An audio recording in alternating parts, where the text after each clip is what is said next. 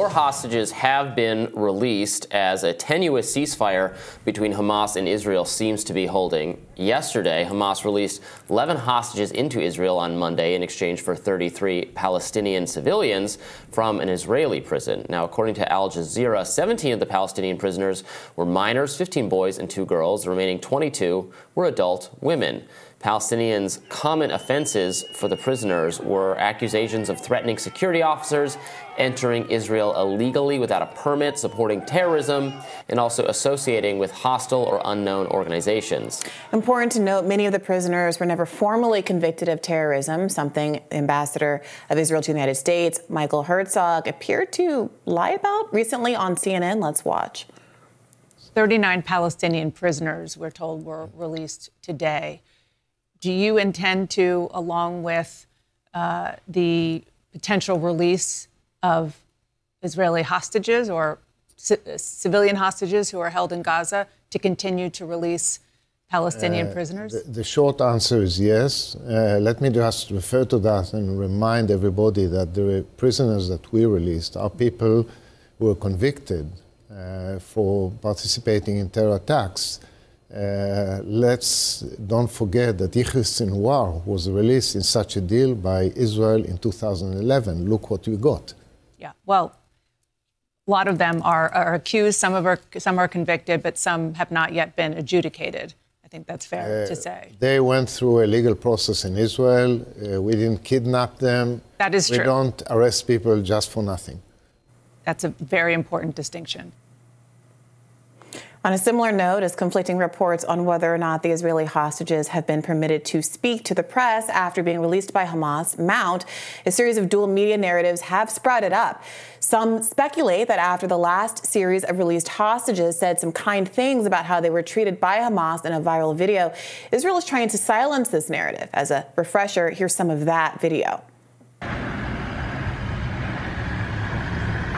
Bye now. Goodbye. Welcome.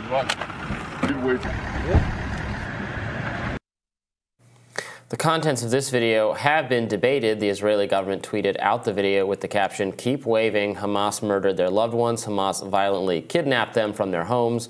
Hamas held them hostage for 49 days. Now smile at the camera and wave goodbye so the world will think they're human. Hamas is evil." But pro-Palestinian critics said the video depicts grateful Israelis thankful that Hamas treated them with kindness. One critic tweeted, "Israel released hostages, broke the propaganda machine. Either Hamas gave them Hollywood-level acting classes or the Israeli propaganda machine is broken." Yeah, so this hostage discourse has been all over the place. One other story I think that was making news was that there was one father who had spoken to the press, said that he was glad that his daughter had been killed by Hamas because being taken captive would have been a fate worse than death. And then it said he had saw her body and grieved over it. And then it turns out that she was one of the kids that was released by Hamas. And there was a heartwarming video of them hugging each other.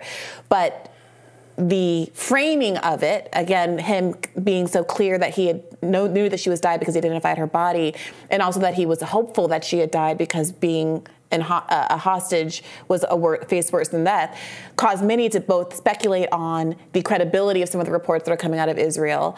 And this, again, the framing of it as the barbarism of Hamas means that it's better to die. And what does it mean when you have your daughter safely returned to you? Does that undermine the narrative that's being put out there by Israel in the first place? Of course, taking hostages is a war crime and obviously condemnable in and of itself, but that's not the argument that Israel is making, right? It's that there's something particularly barbaric about Hamas and, according to some interlocutors in Israel, all of the people of Palestine. Yeah, look, I'm glad they treated the hostages well, if that's indeed the case. Frankly, it's not surprising that they would treat them well from their own self-preservation perspective. The hostages are their bargaining chips. Like living hostages are their bargaining chips for what they're trying to accomplish. So they don't really have much incentive to to harm them. If they're not harming them, I'm glad that's the fact. Again, I don't think we need to fall. I don't need to fall over myself commending Hamas for not causing more harm to people they abducted from their homes and from a music festival and from other places as they were shooting the people all around them. So that's fine. Obviously, and then I would say, look, on the Palestinians being held by Israel, I think the distinction the ambassador was drawing there, and you probably know a lot more about this than I do, but it looks like many of them who are detained undergo this kind of military tribunal procedure that has a lot of civil liberties issues with it, where they're not meaningfully able to see the evidence against them, and in some cases don't get access to counsel. Look, I would find fault with that as a procedure, regardless of what governing body was doing it. If these people are dangerous, if they're criminals, if they're murderers, if they're terrorists, they need to, prove that beyond reasonable doubt in a respectable, in a court setting where the accused has every means capable of defending themselves. Obviously, in the U.S., we detain people for longer than we ought to because of backlogs and all those kinds of things. So I don't know if that's the case in some of these circumstances. But look, if they're innocent people, they should just be released regardless of it part of some exchange. Now, Hamas doesn't get to grab random people and hold them for ransom in order to get that. Those people are not at fault. So it's not any kind of equivalency, but they should just release people. They should charge them, convict them in fair proceedings, and then release them if they're not doing that. I agree, but there's a lot of shoulds, and we should talk about what is actually taking place. And what is become clear to people is that it is suspicious, unnerving, in fact, to find out that Israel has thousands and thousands of Palestinian prisoners, ready hostages, you could call them, given that they haven't actually been convicted of a crime, ready to exchange for the Israeli hostages. Many of whom, let's not skirt over this reality as well, are literal children. Of the 33 that were released on Monday, 17 were minors, that 15 boys and 2 little girls. The remaining 22 were adult women. Now, of course, women can commit crimes. I'm not saying that at all. And so can teenage boys. Well, this is an argument that at least one Israeli official made recently, that these aren't really children. The Palestinian hostages aren't children. So, Israeli teenagers can commit crimes too. Israeli kids can be bad kids as well. The argument that's being made here is when the media is talking about the prisoner releases, the hostage releases, they're saying things like, X number of Israeli children were released, as well as X number of Palestinian minors. Using the term minor suggests a kind of criminality and culpability that has not been proven by any legitimate justice system, even, and in some cases, not even by the military justice system that is being applied to some of these Palestinian captives. And if it's not been, then they should, again, charge them, convict them in fair proceedings, or let them go. With teenage males in particular, and this is not at all unique to the Palestinian situation. This is true here in D.C. for the crime and carjacking increases we've had. It's disproportionately, wildly being committed by teenage males in the 14 to 18 demographic. I mean, that's a huge category of crime in every.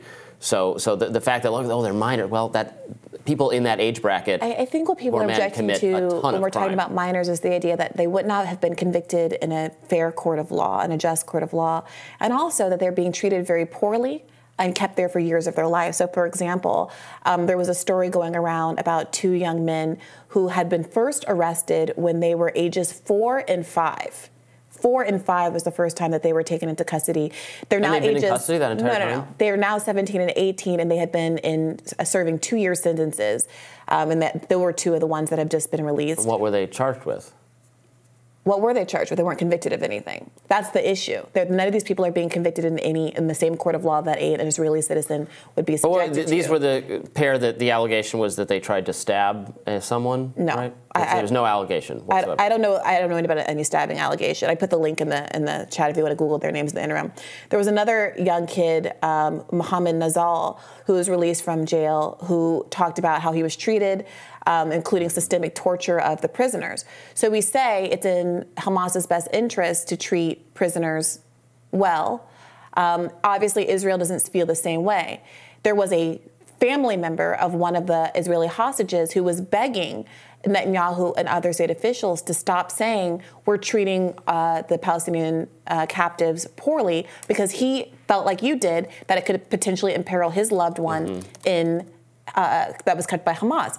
The Israeli state doesn't seem to feel that way, as it routinely abuses the Palestinian prisoners, including children that are being kept. So again, this isn't about false equivalency, but it is asking this question: if the argument for why Israel is justified in killing 20,000 Gazans over the course of the last 7 weeks is that they are particularly barbaric, and you're seeing evidence of the similar kind of state violence and barbarism happening in Israel toward the people of Palestine, then how can you continue to justify the wildly now disproportionate response that you've seen inflicted upon innocent children and others in Gaza disproportionately? I think the stat by Israel's own accounting is something like only 1,000 out of the 20,000 killed are being argued are Hamas. Is that a legitimate kind of target rate? And can you credibly be saying that you are in fact targeting Hamas when the overwhelming majority of people that you are killing and also punishing brutally in your prisons